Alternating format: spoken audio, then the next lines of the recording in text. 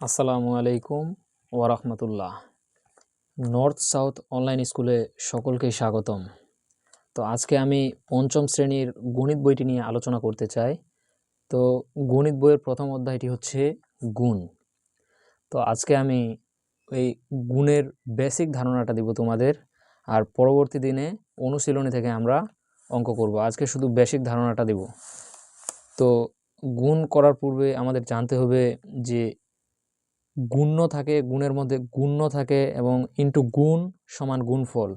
গুণ্য গুণ্য গুণ গুণক, গুণের সাথে গুণ গুণ করতে হয়, তারপরে কিন্তু গুণফল পাওয়া যায়। তাহলে গুণের মধ্যে কি কি পাওয়া যায়? তিনটা জিনিস পাওয়া যায়। একটা পাওয়া যায় গুণ্য, তারপর পাওয়া যায় গুণক। গুণ্য আর গুণক গুণ করে গুণফল পাওয়া যায়। তো যদি আমরা দেখি, যদি আমাদের এইভাবে থাকে যে 734কে 256 দ্বারা গুণ করো, আর যদি এখানে থাকে যে 8536কে 972 দ্বারা গুণ করো, এভাবে কিন্তু আমাদের বইয়ে দেওয়া আছে। তো আজকে আমরা বেসিক ধারণাটা শুধু নিব যে কিভাবে গুণ করতে হয়। তো চলো দেখি এক নাম্বারটা। এই যে এক নাম্বারটা, প্রথমে আমাদের এই সংখ্যাগুলোকে এভাবে সাজিয়ে নিতে হবে। এই সংখ্যাগুলোকে আমাদের পূর্বে এভাবে সাজিয়ে নিতে হবে গুণ করার জন্য। তো চলো আমরা প্রথম গুণটা করি।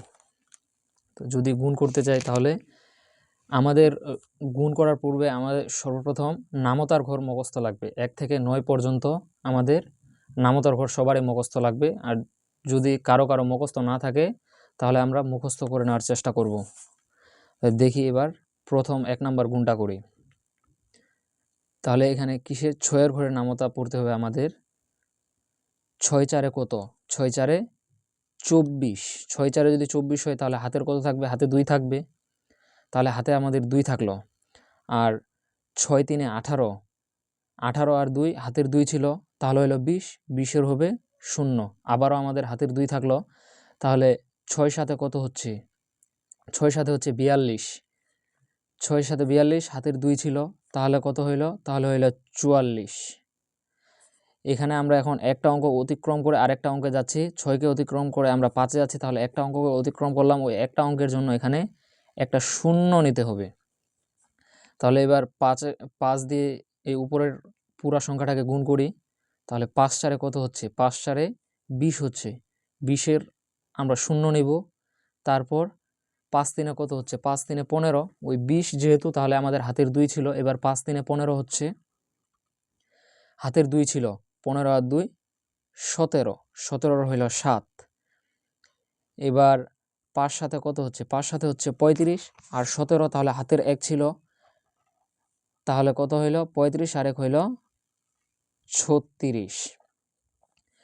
এবার একটা অঙ্ক, দুইটা অঙ্ক, এবার দুইটা অঙ্ক অতিক্রম করতেছি এবং এই দুইটা অঙ্কের জন্য আমাদের দুইটা আবারও 0 নিতে হবে। এই যে একটা 0, এই যে দুইটা 0, দুইটা 0 নিয়ে নিলাম। এবার আবার আমাদের 2 দিয়ে এই উপরের পুরা সংখ্যাটাকে গুণ করতে হবে। তো আবার 2 দিয়ে গুণ করি, তাহলে 2 4 8।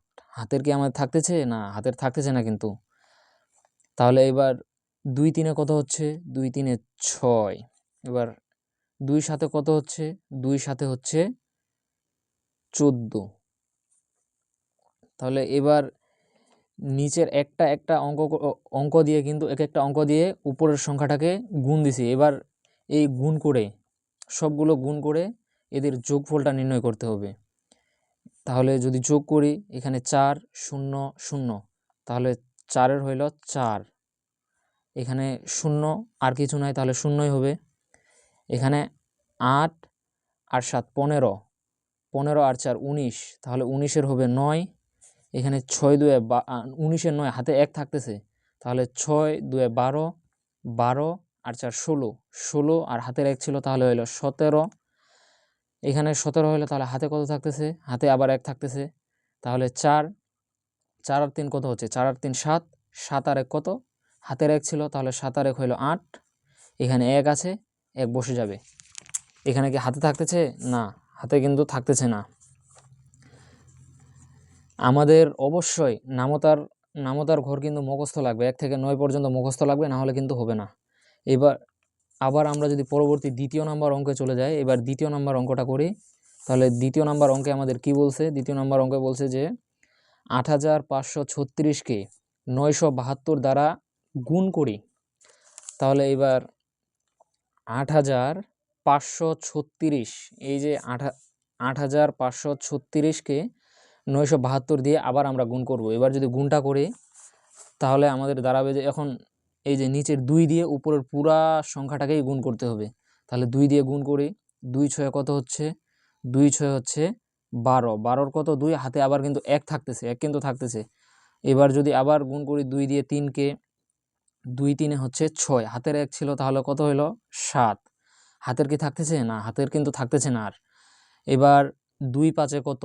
2 5-এ 10, 10-এর 0, হাতে আবারও 1 থাকতেছে।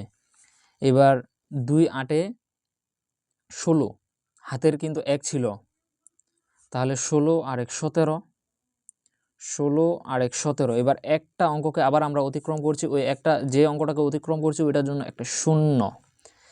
এবার তাহলে 7 দিয়ে উপরের পুরো সংখ্যাটাকে গুণ করতে হবে। এবার আবারও 7 দিয়ে গুণ করি, 7 6 কত?